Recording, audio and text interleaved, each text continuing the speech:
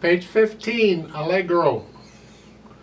I give you that time scale thingamajigger over there on page 14 in the Baroque period. This is in the Baroque period. J.S. Bach, one of the most famous composers ever.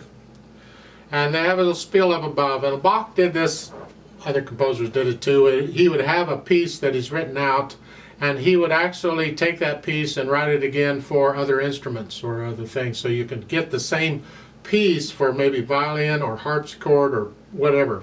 This is one of those pieces. I'd like to talk about it briefly. They have some things up there. Can you spot the repeating musical patterns? I'll leave that up to you. Get to know the piece and you'll recognize when a musical pattern repeats, you'll recognize it. It'll happen.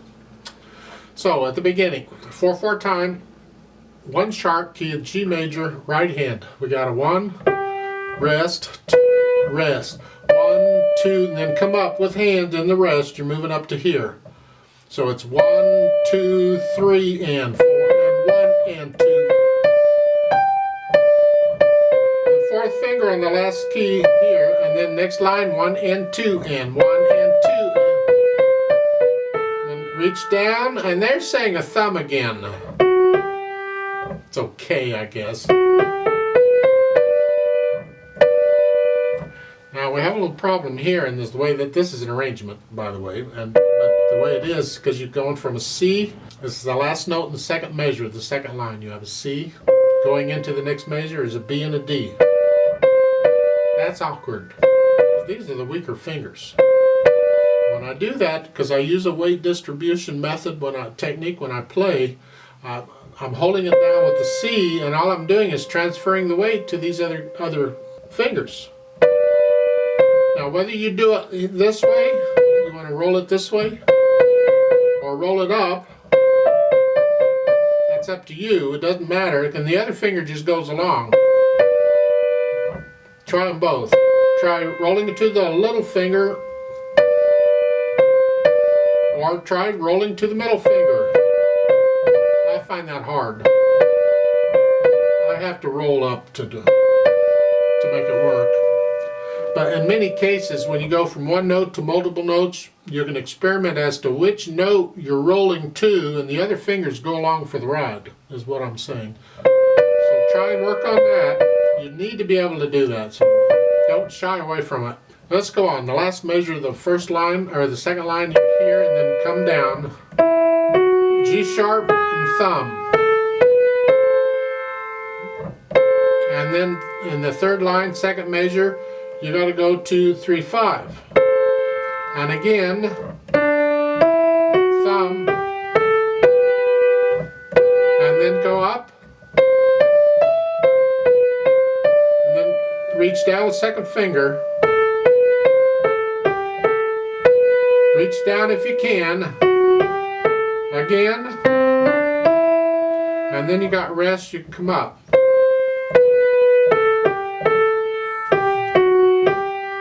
Just follow their fingering, it's fine.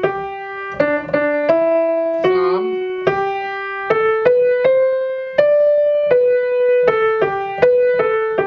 And I play the last note with third finger. You can play it with thumb if you want. I like third finger. Now another fingering you can try for the second line there. Their fingering is in here. There's another way of doing it. The first measure will be pretty much the same. But when you come down here for the 2, go 3, and then 1. And now you can go here. That makes that a little easier. But then in the last measure, when you play that, do it with 3, 5. So you're closer to the E you want to be. I mean, there's a rest, you can move. It's just, when you first learn a Bach piece, a keyboard piece, whatever it is, I highly recommend you try and play the whole thing as legato as possible, regardless of what phrasing or anything may be in it.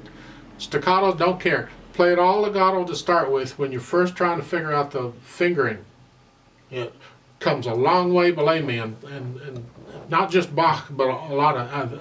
Left hand, starting out with a G chord. Third measure, you hear. second line, go up, and then come back down. Second finger. I do a fourth finger on the G sharp.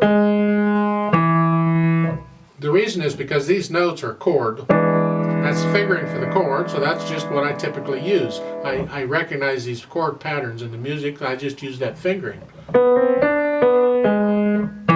And then third line, fourth finger on the F sharp, and then here.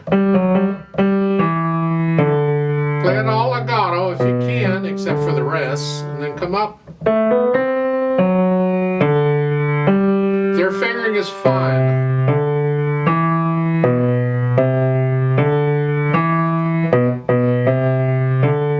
Then cross over, F sharp, and down. Then, try to put the hands together. What happens? Rest, rest, 2, 3.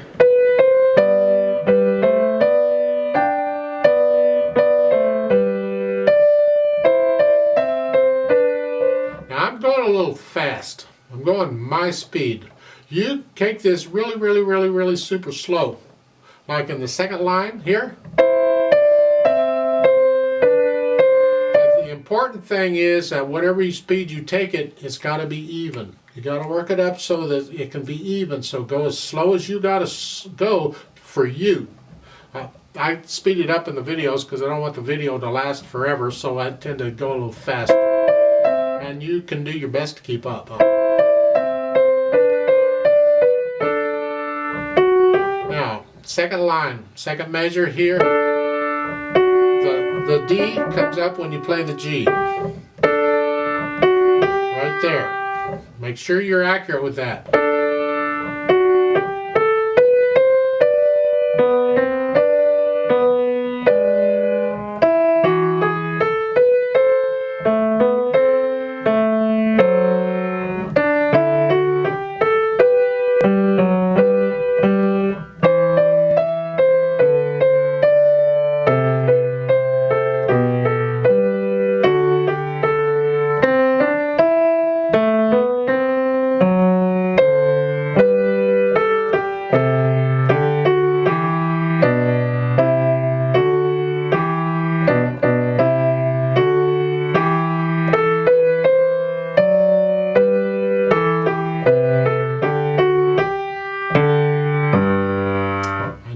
This out. It can take weeks, it can take a month, it doesn't matter. Just take your time and go slow, because the fingers are just going crazy and they're independent of each other and you don't know what's going on. So just take your time with it and work it out slowly. And then once you have the notes and the rhythms, then you can go back and think about the articulation and dynamics and all that stuff. It says loud at the beginning. That's going to be the right hand here. That's the melody. Bring out the right hand and play the left hand a little softer if you can. Keep it slow. 1, 2, 3, and 1.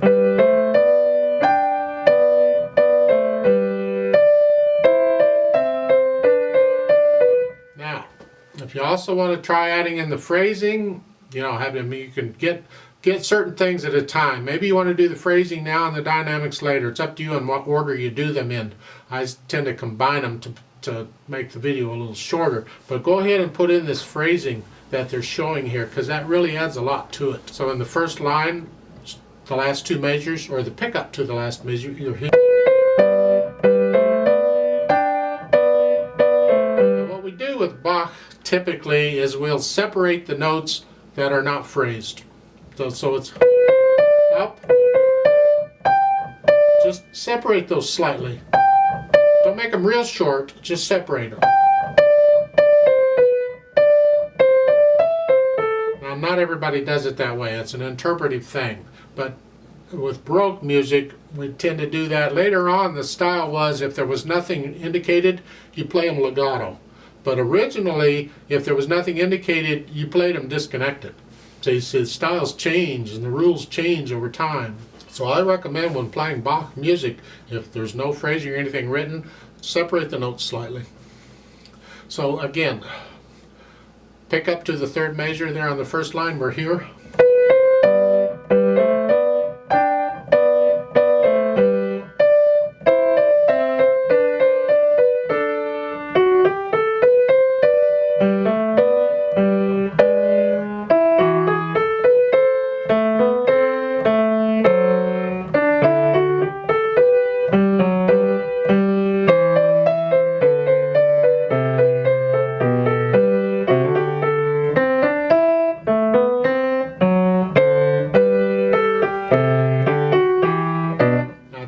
The staccatos are written in. Play those short. The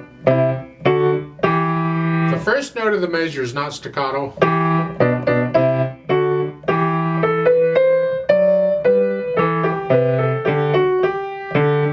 So the trick is, it's like the next to the last measure at the bottom. Your legato in the right hand, but separate the left slightly. So it's here. Can you do that? Well, that's interesting now. Typically, that's just the style of the piece. Anyway, you work it up. This goes rather fast. You can find recordings of this. Look for Bach's Concerto in E minor. It doesn't matter what arrangement it is or what instrument's playing it. Just if you can find the harpsichord, you know, the concerto for harpsichord, that comes a little closer, but even the violin. So you get an idea of how fast.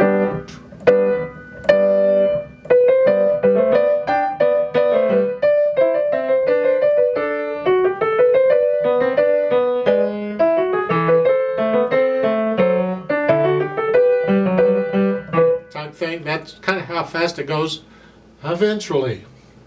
But accuracy is more important than speed. So it has to be your Allegro, not my Allegro or somebody else's. So you work it up to your speed. If you have a metronome, use it. You start the metronome slowly, and when you can play it at that speed, then you take it up a few notches and try it again. And you work on it at that speed until you can get it. And then you take it up a few more notches. And over time, you'll build it up where you can play it at full speed. This is a good piece to keep under your fingers, as I call it. I have pieces I've learned that I keep under my fingers, so to speak. That is, I can still play them, sort of. And that way I've got something to play for people if they ask me to play something and they won't take no for an answer. I always say no first. Let's do a short play with me on this. I'm not doing dynamics or any of that. We're going to go really, really, really slow. It may not be short, but it'll be slow. I'll give us 4 counts and we'll just go through it. Now you should be able to play this already before you try this with me. I'll give us 4 counts. 1, 2, and ready, and go. And 1, and 2, and 3, and 4, and 1, and 2, and 3, and.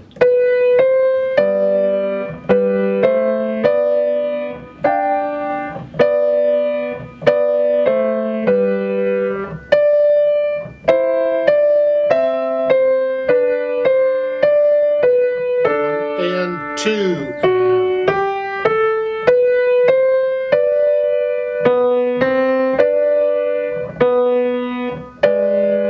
2, and 1, and 2.